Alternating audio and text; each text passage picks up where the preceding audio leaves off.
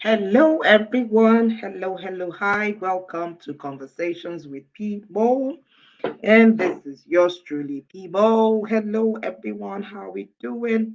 How has your day been? Trust that your day has been going on well. Mine has been awesome. Bless God. Weather has been great. Awesome, awesome, awesome. How are you? How are you? Trust you're doing well. You are welcome to Conversations with People, and you are welcome to my 40 life lessons. And we are on the 27th lesson today. We have been on this amazing love and marriage journey, and we've been learning, in the last 6 days, a few things I've learned with respect to love and marriage. And today we're looking at the my 27th life lesson, and we're just going to dive right into it and trust that we would have a great time just sharing with you my thoughts. All right.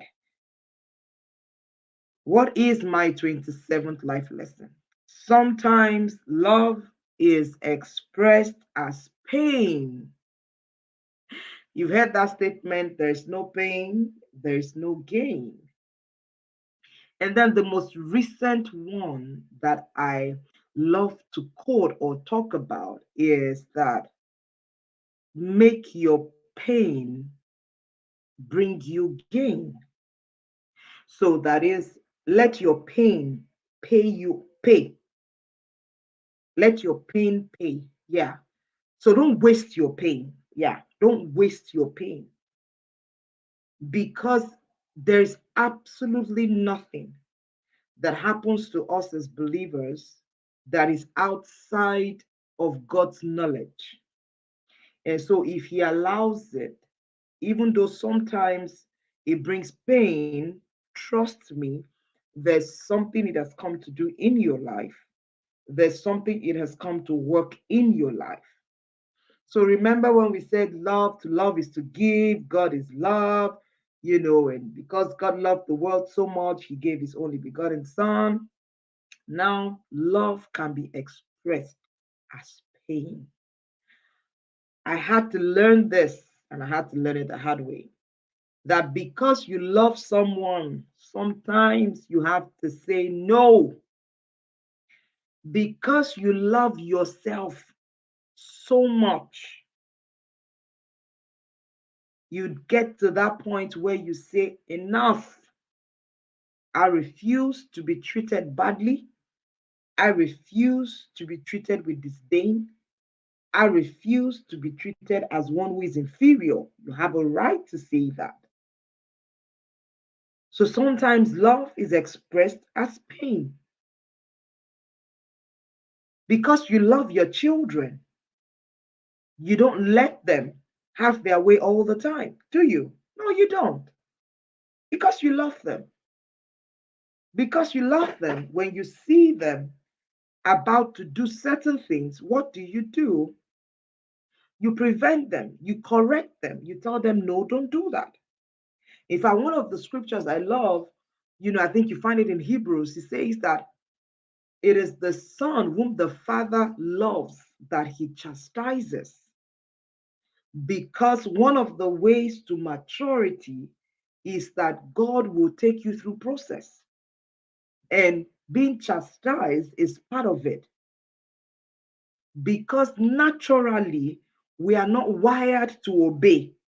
We're not wired to be submissive. We're not wired to, go in a certain direction. We're wired to have a will. So God has to sometimes chastise us to bring us in alignment because by default, we won't come in alignment. We know the story of Mary, Martha, and Lazarus. They came to Jesus. Oh, Lazarus is sick. And the Bible says Jesus loved Lazarus and he loved his sisters. In fact, the Bible was particular to mention that he loved his sisters and he loved Lazarus. They said, Lazarus, whom you love, is sick. I'm sure they used that to try and see if Jesus was going to change his mind or do something or be hasty about it. But then the Bible says he stayed back 2 more days. And then on the third day, he said, let's go. And his disciples were wondering. After they'd come and they said to you, he's dead. You said, let's go. When he was sick and you could have done something, you said no. But like I always say, the plan was not to heal Lazarus. The plan was to resurrect him. So sometimes, because we love people, because we love someone, and we know that if we take this decision with them or for them at this time, we're not helping them, or they won't get the best of what they need to get at that moment. Sometimes it's hard to say no. No, I can't give you this. No, I can't do this because I love you. It's painful, but at the end of the day, if it is genuinely love, we will see the heart where that came from. We will come to understand that it's not from a place of hatred. I usually, when I counsel ladies or counsel couples, and when they begin to have to share with me issues they're having with their mothers, their parents, people older than them, maybe their interference in their marriage. Yeah, some are outrightly witchcrafty in nature. I don't doubt that, because witchcraft is not just about flying in the night. Witchcraft is about controlling. But there are some actions that our mothers, our parents take that is not controlling. It's just their way of expressing love. But sometimes it can come forth or come out like pain to the person you're trying to express that love to. But in the innocence of their heart, they are just trying to show love. That's it. They are just trying to show love. That is how they understand how best to show love. I remember my pastor would always talk about his mom, who was so strict. She was so strict. Whenever his friends were playing football and he wanted to play football, Mama would say no. And Mama would sit him down and tell him that, you see those ones, they are not going anywhere. But you, where you are going is very far. So you can't join them.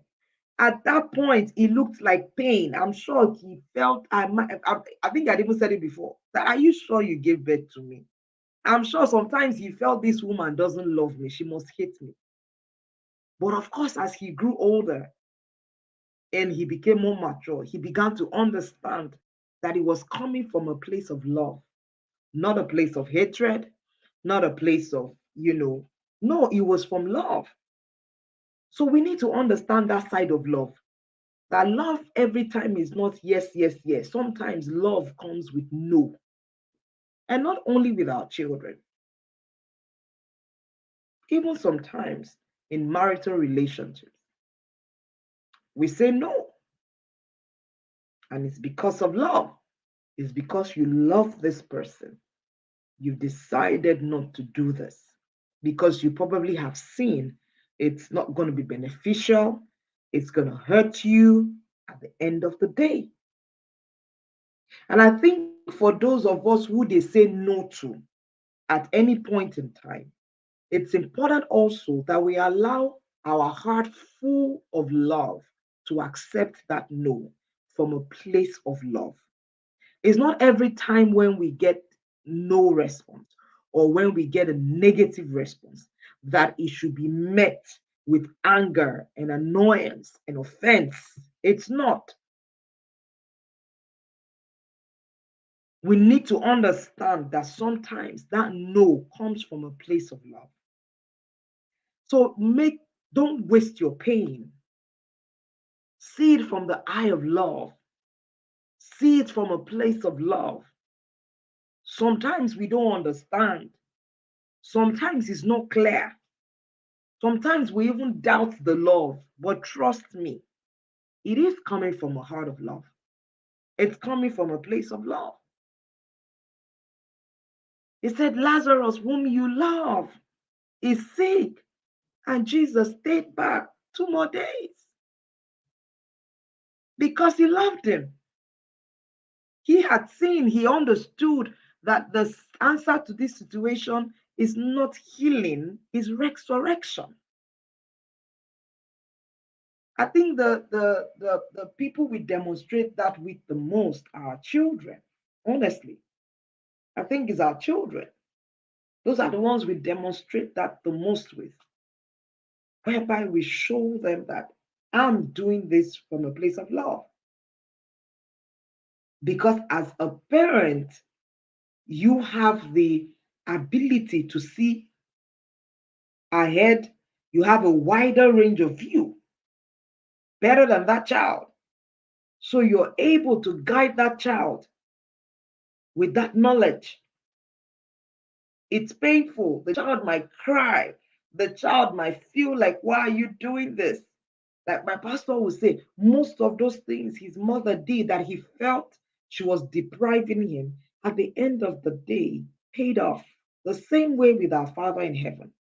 Sometimes we cry and lobby for something, some breakthroughs, as it were. But because he loves you so much, he would withhold that from you at that time and at that moment.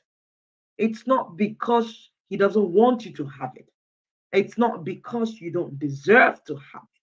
But he has a wider view, the same thing we do for our children. And he knows that that thing will hurt you more than it will be a blessing to you. But because our view most times is very myopic, it's very short sighted. We feel like, oh, yeah, I want it and I want it now. But love, even though it comes through pain, is to protect and preserve us. Is to protect and preserve us. Because God knows that if He brings that breakthrough at that time, it would destroy you. So He will. Someone will say, let him try me first. Try me first and see. God knows you more than you know yourself. He knows you. He knows us more than we know ourselves. He knows how far we can go. He knows what we can take. Even though in our mind we feel like we can do this, we can handle this, I can take this, but He knows. He knows. So embrace that side of love that sometimes bring pain, and knowing in your heart that if there's love there, it is ending well. It is ending on a good note. It is ending with testimonies. Just know that. So sometimes love is expressed as pain. Even in some relationship, you've met a lady, you love her so much, but then you know in your heart that that relationship is not meant to end in marriage. You love her enough to let her be. You love her enough to let her go. You don't begin to manipulate the situation just to favor yourself. No. Where you see love, true love, you see honesty, you see genuineness. Sometimes there's pain, but you tell yourself it's done from a place of love. Correction is done from a place of love. This is for mentors and mentees. Mentees who refuse to stay, to be corrected. Mentees who feel like everything always has to be sweet and rosy. And when there's one small rebuke and then they feel offended, then there's a problem because it has to be both sides. It has to be both sides. They say there's an adage in Yoruba that says the same hand you use to beat a child, you use it to draw the child closer. But it's both ways because we are raising responsible people. Our Father does it to us. He said, it is the child, it is the son whom He loves that he chastises. Have you guys seen that? It is the son whom he loves that he allows to go through process. It is the son whom he loves that he would test so that the son can come up into maturity. It is the son whom he loves that he chastises. So embrace the chastisement of the Father. It is not working out for your evil. It's not working out evil in you. It's not working out to bring you to your end. It's working out for your good at the end of the day. So love definitely can be expressed as pain. Thank you for joining me this evening. I hope you got one or two things from what I just shared and it has made sense and ministered to you. Yes, Oluwatoyin, see it with a heart of love. Oh, thank you so much for that comment. Thank you for that. Thank you, Toyin, for that. God bless you. Thank you guys for joining me this evening. I'll see you tomorrow for my next live lesson, still on love and marriage. And don't worry, the juicy part is coming. I saved it for the last. I'll see you guys tomorrow. Have a beautiful, beautiful night rest. And